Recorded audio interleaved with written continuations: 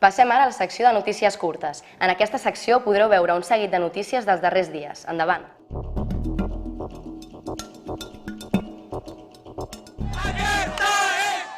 La querella presentada pels fets del 27 de maig a Plaça Catalunya ha estat admesa a tràmit pel jutjat d'instrucció número 4 de Barcelona, que investigarà els fets ocorreguts aquell dia i els seus responsables. Això no obstant, el jutjat d'instrucció no es mostra competent per investigar la possible responsabilitat en aquests fets per part del conseller del Departament d'Interior de la Generalitat, el senyor Felip Puig i Godes, per la seva condició de forat.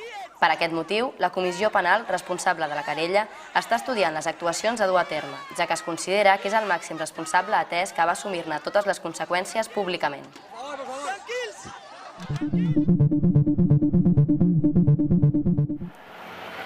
Divendres 25 de novembre. Manifestació ultracatòlica convocada en contra del dret a l'avortament a les portes de l'antic Hospital de Sant Pau.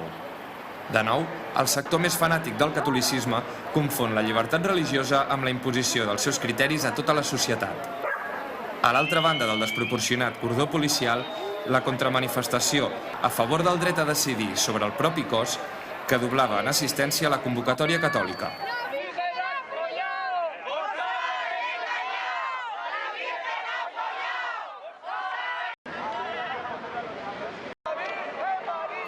Càntics, crits, passatges bíblics i alguns moments de tensió i empentes.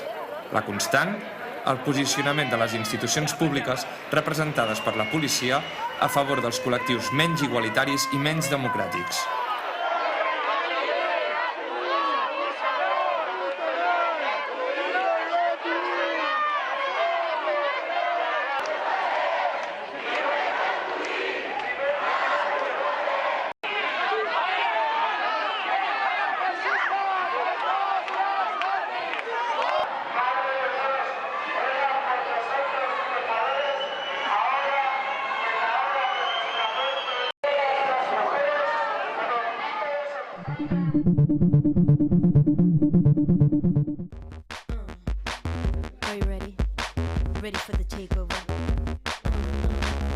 El passat 26 de novembre, al barri de Sants, va tenir lloc la presentació del jazz per al llibre i DVD RT15M, connectades a la xarxa, coordinades a les places. Si hi ha alguna cosa a destacar d'aquest recull de fotografies i piulades, és el caràcter col·lectiu del mateix.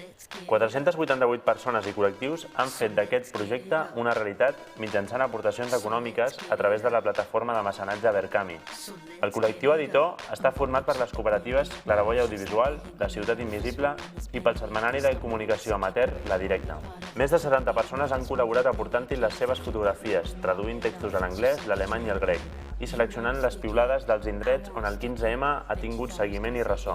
L'esperit de cooperació viscut a les places aplicat a l'elaboració d'un treball editorial. Una crònica visual de les primeres passes del moviment 15M, narrades pels usuaris i usuàries de Twitter, que cobreix el període comprès entre el 15 de maig i el 19 de juny de 2011. El llibre no s'acaba en aquest volum. L'experiència de les noves pràctiques polítiques 2.0 es materialitza en una wiki on col·lectivament podrem millorar, ampliar i traduir aquest recull. El DVD, editat per la Tele.cat i el 15mbcn.tv, ens trasllada també a tots aquests moments viscuts a les places. Podreu fer-vos amb el llibre i el DVD entrant a la web www.laciutatinvisible.com o www.setmanaridirecte.info.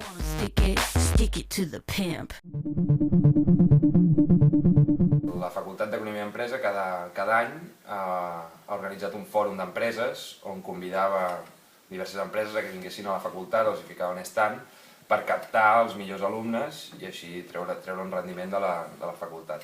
Llavors l'assemblea de la facultat s'hi ha oposat frontalment perquè és una intrusió directa de les empreses i ja ha protestat cada any davant d'aquest fòrum. Llavors, aquest any, per primer cop des del deganat, en vistes que hi havia aquesta dissonància envers aquest fòrum, s'ha donat l'oportunitat o s'ha volgut fer un fòrum per la gent que no hi estava d'acord en aquest, que tractés sobre el tercer sector. Llavors, a l'assemblea se'ns va presentar la possibilitat de participar-hi i vam dir que estaríem d'acord sempre quan fos no només del tercer sector, sinó també d'economia social.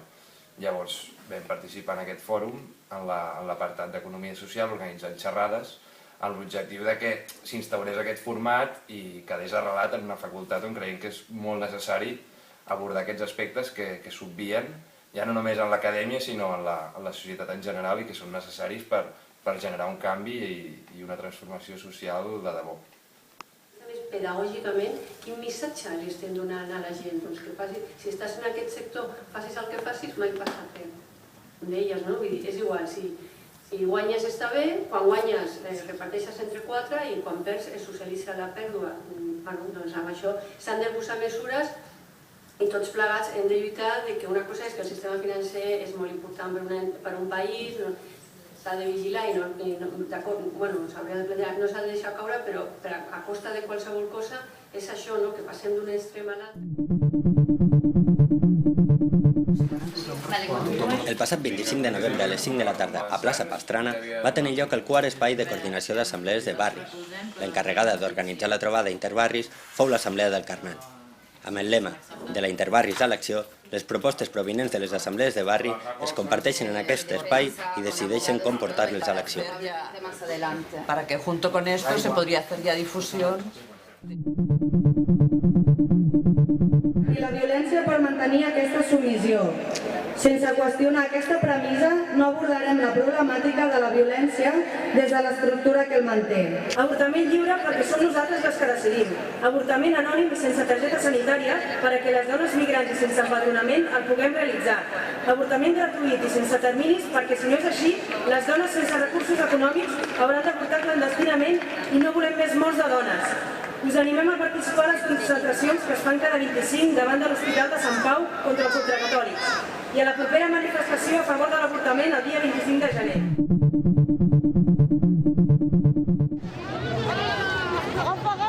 Amb motiu del Dia Internacional de les Persones amb Discapacitat, el passat dissabte 3 de desembre la Comissió de Diversitat Funcional BCN 15M va convocar una acció de denúncia a les 5 de la tarda a plaça Sant Jaume. La concentració tenia l'objectiu de clamar contra la desigualtat, ja que des d'aquest col·lectiu es manifesta que la discapacitat no és més que una etiqueta social i que aquesta no existeix. Per acabar, van fer una performance i la lectura d'un manifest. Nosaltres protestem perquè creiem que el dia en què s'ha de celebrar és el dia 10 de desembre, que és el dia dels drets humans. El dia de la discapacitat està basat en les capacitats humanes i nosaltres creiem que l'indicador per dirigir-se o per fer referència a les persones amb diversitat funcional ha de ser la dignitat, és a dir, el mateix valor i la mateixa dignitat els mateixos drets i les mateixes oportunitats a totes les persones tinguin o no una diversitat funcional. El proper 14 de desembre, l'Audiència Nacional es trasllada a Catalunya. Tots els responsables que estan intentant criminalitzar el moviment 15M, abanderats pel sindicat feixista Manos Limpias i seguits pel jutge Eloi Velasco i la fiscal Teresa Sandoval, venen a prendre declaració als diputats del Parlament denunciants pels fets ocorreguts el passat 15 de juny. S'ha convocat a tornar a sortir al carrer els dies 13 i 14 sota el lema Aturem l'audiència i per poder tornar a deixar ben clara la solidaritat amb les represaliades i a tota la gent que està patint la repressió per portar a pràctica les seves idees. Aquest és un dels anuncis de la convocatòria.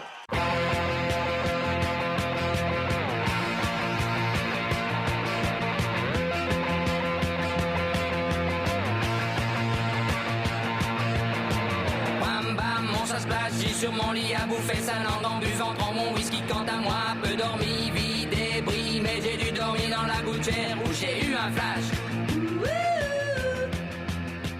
En 4 couleurs.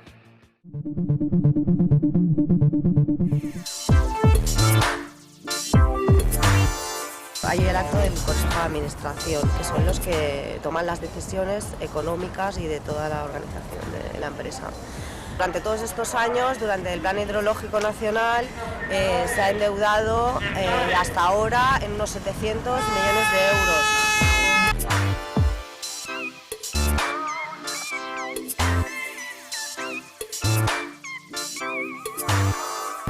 Como ciudadanos y ciudadanas, pues bueno, las tarifas se incrementarán, se habla de un 20%, con lo cual repercutirá en todos los bolsillos de los consumidores y consumidoras y habrá algún tipo de exclusión social, porque quien no tenga dinero para pagar el agua, pues no tendrá agua.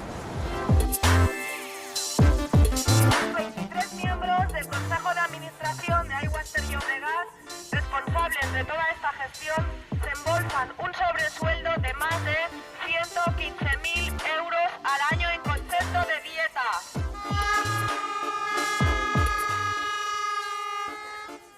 A esto hay que sumar el gasto anual por desayunos que la empresa les brinda en cada reunión. En cuanto a los directivos de ATL, desde la creación de la empresa en 1990, mantienen todos sus privilegios, tarjetas, visa, coches de empresa, gasolina, teléfonos última generación, comidas, etc.